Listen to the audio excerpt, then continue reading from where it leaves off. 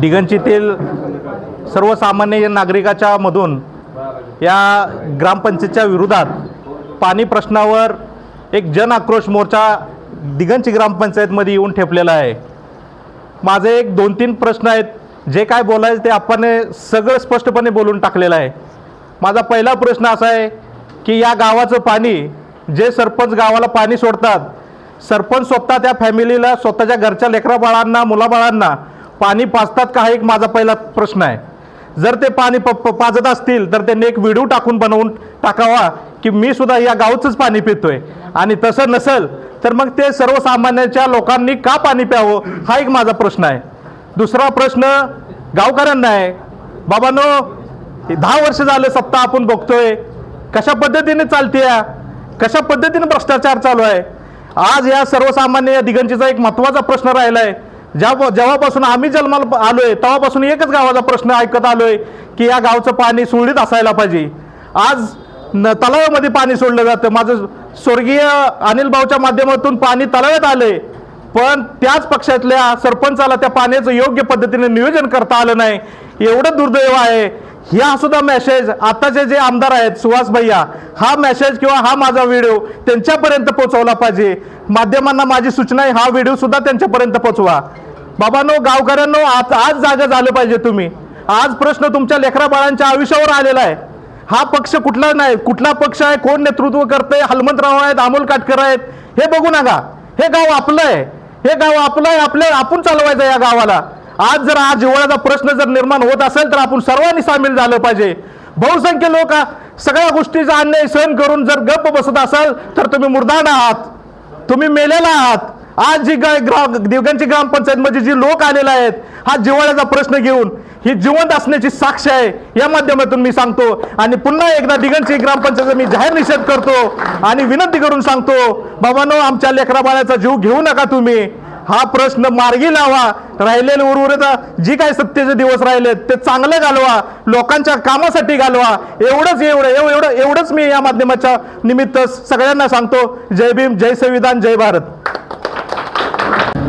आटपाडी तालुक्यातील सगळ्यात लोकसंख्येनं आणि व्यापारी दृष्टीनं मोठं असलेलं 1 नंबरचं गाव म्हटलं तर नाव घेतलं जात होतं दिगंजीचं।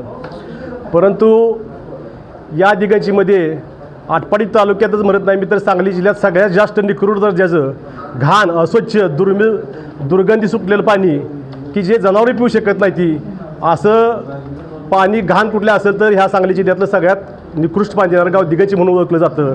दिगंजी गावाचं नाव खाली बघण्याचं काम या सत्ताधीश मंडळींनी केलं म्हटलं तर काय दुर्दैव मानण्यासारखं काय विषय नाही।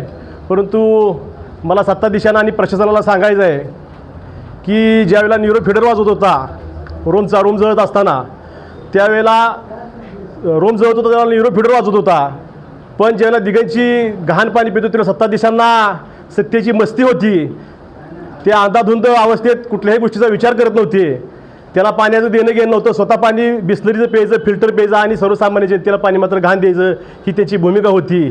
अशाच प्रकारचं नियोजन जर चुकीचं करत राहिला तर पॅरलल व्यवस्था आम्ही निश्चितपणानं राबवू, प्रशासनाला जाब विचारू।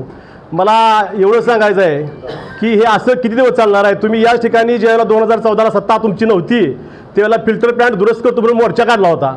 त्या मोर्चात लोक तुमची कमी असतील, परंतु सत्तेचा वापर करून मोर्चा काढून ग्रामसेवकला धमकवून बदल्या करण्याचा प्रयोग केला। परंतु आता तुमची 10 वर्ष सत्ता आहे, तुम्ही फिल्टर प्लांट दुरुस्त करायचं राहू द्याच, परंतु त्यात गुटख्याच्या माव्याच्या पुड्या आता जरी तुम्ही प्रसारमाध्यम गेला तर तिथं सापडतील। आणि दुर्गंधयुक्त पाणी वरून जर बघितलं तर ती पाणी गावच्या पाणी पुरवठ्याचं आहे का 20 वर्ष बंद पडलेल्या विहिरीतलं पाणी त्यात सोडले, अशी परिस्थिती त्या ठिकाणी निर्माण झालेली आहे। माझी विनंती आहे, समजा पाणी खडू असेल तर तिथं विहीर होती, त्या विहिरीच्या साईडनं वाहू टाकायची होती आणि त्या वाहूत 100% पाणी सोडलं असतं, ते पाणी पाझरून खाली चांगलं आलं असताना ते गावाला पाणी पुरवठा केलेलं असतं। तुमचा वादा हा एकच होता सत्तेत येण्याच्या अगोदर की गावाला स्वच्छ पाणी पुरवठा आणि गावाला 24 तास पाणी पुरवठा। 24 तास राहू द्या, 40 दिवसात जर स्वच्छ पाणी देण्याची तुमची भूमिका आहे काही लोकांना दाखवू द्या। पाणी तुम्ही मुद्दाम देत नाही, पाणी मुद्दाम देत नाही का तुम्हाला द्यायचंच नाही का आरक्षण आता ओबीसी पडले म्हणून त्याला देणं घेणं नाही, अशी भूमिका काय जणांची असेल तर त्याला माझी विनंती आहे, गावात संघ तुम्ही वैर करू नका, सर्वसामान्य जनतेला पाणी द्या, पाण्यात राजकारण आणू नका। आम्हाला पण माहीत आहे दुष्काळ चटका आहे तर ह्या ठिकाणी महिला सरपंच आहेत, त्या महिला ग्रामसेवक आहेत, त्या मॅडम तुम्हाला आमची विनंती आहे, गावात आलेला ग्रामसेवक निलंबित झाल्याशिवाय जात नाही. तुमचा चार्ज परमनंट असेल तर तुम्ही सुद्धा काम चांगलं करा. तुमचा अनुभव आम्हाला पहिला होता 2014ला. घ्या, आमचं काय म्हणतो, चार्ज तुम्ही घ्यावा, काम चांगलं चालावं, गावाला ग्रामसेवक राहायला पाहिजे ही आमची भूमिका आहे. पण आमची विनंती आहे की प्रशासनावर दिगंची ग्रामपंचायत असा विषय, कुठल्या पण योजनेला खात्यावर पैसे येऊ द्या, इकडे क्रेडिट झालेलं लगेच डिबिट होते. मग ती कुठल्या योजनेला जाते ही माहीत नाही. क्रेडिट आणि डिबिट मिनिटाचा फरक आहे. तुम्ही अजून त्याचं चौकशी करून बघा. मला ज्या वेळेला या ग्रामपंचायतची परिस्थिती इतकी बिकट होती, मोर्चाकडे लोक तयार होत नाही, ती अमोल काटकर, अंकुशनं, हनुमंतराव आप्पा यांनी नियोजन केले. आम्ही तुमच्या तिघांबरोबर भाजप, काँग्रेस, राष्ट्रवादी, शिवसेना सगळे एकत्र येऊ. आम्हाला सत्ता बदलायचं बोलायचं नाही, पण निश्चितपणाने गावाला स्वच्छ पाणी देण्यासाठी आम्ही हाडाचं का रक्ताचं पाणी आणि मांसाचं चिखल करू. परंतु यांना पाणी स्वच्छ देण्याची संधी देतो अजून महिनाभर. पाणी स्वच्छ देत नसाल तर मॅडम आम्ही सुद्धा ग्रामपंचायतला कुलपं लावून पर्यायी व्यवस्था जाहीर करू. माझी अजून एक विनंती आहे, पाण्याबरोबर सगळ्याच गोष्टी मी राजकीय बोलत नाही, पण तुम्ही पाणी देणार नसेल तर मी पाणी देत नाही, मी असक्षम आहे, मी अकार्यक्षम आहे, पाणी देऊ शकत नाही, सरळ जनतेत देऊन सांगा आणि विषय संपवा. रोमची परिस्थिती असताना ही निळोची वीस झाली, पण ज्यावेळेला लुई घरानं मोर्चा काढला होता लुई घराण्यावर, त्यावेळेला त्या लुई घराण्याला चटणी भाकरी मागत होती तिथली जनता की आम्हाला भूक लागली, उपास मारायचं प्रमाण वाढत चालले. त्यावेळेला त्या लुई घराण्याने सांगितलं की तुम्हाला चटणी भाकरी मिळत नसेल तर पुरणपोळी खा. तसं या सत्ताधीश मंडळाने सांगितलं तुम्हाला स्वच्छ पाणी देता येत नसलं आम्हाला तर तुम्ही खडू अमृतसारखं पाणी प्या, पण पाणी तीच प्या. ही भूमिका ह्या शासनाची, पदाधिकाऱ्यांची, सत्ताधीशांची आहे. त्यात त्यांनी बदल करावा, अन्यथा आम्हाला वेगळ्या मार्गानं सांगावं लागेल. एवढं बोलून मी तसं. आज दिगंची ग्रामस्थ व सर्व पदाधिकारी ह्या सर्वांनी मिळून जनआक्रोश मोर्चा दिगंची ग्रामपंचायतीवर आणलेला आहे. जनआक्रोश मोर्चा आणण्याचं कारण एकच आहे की गावाला आजच नव्हे 8 वर्ष झालं पाणी, खडूळ पाणी गावाला येतं. गटर ओपन आहे त्या पिण्याच्या पाण्यामध्ये, त्या गटराचं पाणी पाईपलाईनमध्ये येते, पुन्हा ते गटर चॉकअप झाले की पुन्हा त्यात पाणी डबल येते आणि त्यामुळे गावाला पूर्णपणे रोज ज्या 8 दिवसांना पाणी येते पूर्ण पाणी घाण, गढूळ आणि जंतू, इतके जंतू पाण्यात आहेत की लोकांचे पोटाचे विकार वाढले. नंतर पुन्हा काविळीचे प्रमाण वाढत चालले आणि नवीन पित्त विकार वाढून लोकांना अल्सर होण्याचे, सर्वात जास्त अल्सर होण्याचे धोकादायक असं वातावरण तयार झालं आहे. 8 वर्षामध्ये एखादी व्यक्ती फिल्टर स्वच्छ करत नसेल किंवा गावात एखादी नवीन पाईपलाईन टाकून एवढा निधी येत असून जर तो गावात पाईपलाईन किंवा गावाला शुद्ध पाणी देत नसेल, वेळेत राहील निदान, पण 8 दिवसातून तर पाणी शुद्ध दिलं पाहिजे एवढी त्याची मानसिकता असली पाहिजे त्या सरपंचाची. 8 वर्षामध्ये तो एकदासुद्धा गावाला शुद्ध पाणी महिन्यापासून देऊ शकला नाही. त्याला ह्या ग्रामपंचायतीवर पदावर राहण्याचा नैतिक अधिकार नाही, कारण तो जनतेनं तो अधिकार दिलेला आहे त्याला. आणि सर्व जनता ही मालक असते, ते नोकर आहेत, जे निवडून आले ते नोकर आहेत, लक्षात ठेवा तुम्ही. आणि ह्या जनतेच्या जीवावर कुठं दादागिरी करणे, कुठं काय करणे, कचऱ्याचे ढिगारे टाकणे, लोकांच्या रस्त्यात कुठं घाण टाकणे, असे प्रकार करून जो जास्त उठावं लागेल किंवा एका आवाज उठवल त्याचा आवाज दाबण्यासाठी कुठल्याही मार्गाने जाऊन त्याचा आवाज दाबण्याचा प्रयत्न करते. त्यापेक्षा आवाज दाबण्यापेक्षा स्वतःला काय करायचं आहे, ग्रामपंचायतमध्ये काय आहे ते ग्रामपंचायतमध्ये बसलं पाहिजे. ग्रामपंचायत तुम्ही बसताय खाली येऊन आणि 2 तास बसले की चालले निघून बाहेर. अरे गावात काय अडचण आहेत तर बघताल का नाही. अडचण हा विषय नाही, एक तर मला त्याला कळत नसेल, माझं एकच उत्तर ना ऑब्जेक्शन आहे, त्याला एक तर काय कळत नाही, फक्त निवडून यायचं माहीत आहे कसं तर काय तर करून. पण गावाच्या विकास सांगा तुम्ही, गावात एखादं काम त्यांनी चांगलं केलं असं. आता हे पाणी पिण्याजोगं आहे का? आंघोळीला माणूस पाणी वापरत नाही, चांगला माणूस असेल तर काय म्हणून दिगंजीला गावातल्या लोकांनी सहन करायचा अन्याय हा सांगा ना. या गावात तुम्ही आंघोळ करू शकत नाही, चूळ भरू शकत नाही, हां डोळे जातील लोकांच्या, तोंडात तर दुर्गंधी सुटते या पाण्यामुळं. असं पाणी 8 वर्ष झाले जनता पेते, तरीसुद्धा त्यांना अजून घाम पडलेलं. वरचीवर निवेदन दिली, वरचीवर फोन करून सांगितलं गावात अशी लिकेज आहेत. तर आता माझं मत आहे की ते ताजमहालचं लिकेज नंतर दिगंजीचं लिकेज आहे, ती एक निघत नाही, एक निघत नाही, ती एक लिकेज निघत नाही ती, आणि ती निघणार बी नाही. ती जोपर्यंत सत्ता बदलत नाही तोपर्यंत ते लिकेज कधीच निघणार नाही, एवढं वाक्य लक्षात ठेवा तुम्ही. आणि दुसरी गोष्ट, ग्रामसभा काय असते अहो ते माहीत पाहिजे. ग्रामसभा म्हणजे काय, ग्रामसभा म्हणजे काय ते माहीत पाहिजे. त्यासाठी त्या प्रक्रियेत तुम्ही 8 वर्षातून तुम्हाला माहीत नाही ग्रामसभा काय पाहिजे. ग्रामसभा कधी असते, मासिक मिटिंग कधी असते, कोणी दाखला करा मागेल तर तू मला मत दिलं नाहीस, हां हे कुठला कायदा आहे कायदा? लोकशाही नाही, त्याचा अधिकार आहे त्या लोकांचा मत कुणाला द्यायचं काय द्यायचं. प्रत्येक व्यक्तीला आले की दाखला लागायचा असेल तर त्याला फोन करायचा सरपंचाला. मग ग्रामसेवकाचं काय काम आहे? ग्रामसेवक तुम्ही काय ठेवलं इथं? आणि वेळोवेळी प्रत्येक ठिकाणी कुठला रस्ता नीट नाही, कुठली गटार व्यवस्था नीट नाही, कुठली सुधारणा नाही. पाईपलाईन का तर पूर्वीची पाईपलाईन नाही म्हणायचं, आणि मग नवीन कर ना. तुला ज्याच्या काळातली पाईपलाईन चालतात नवीन पाईपलाईन कर, गावाला शुद्ध पाणी दे. पाणी 8 दिवसातून येतं आणि पाणी कधी येतं सांगत नाहीत. घनकचरा बघा, तुम्ही रस्त्यावरून जावा सगळीकडे घनकचरा एवढा आहे. अहो ते पाणी देऊ शकत नाही, ते घनकचरा कधी उचलायचा? त्यानं आपल्या खुर्ची खाली करावी आणि प्रशासन त्याच्या नेमावं, एवढं माझं मत आहे. कारण का त्यांची दिगंजीपासून निदान म्हणलं तर आमदार पत्र त्यांची लोक आहे सगळी, तरी सुद्धा त्यांचं लक्ष द्यायला पाहिजे. एवढं आपण करतो, एवढं लक्ष द्यायला पाहिजे.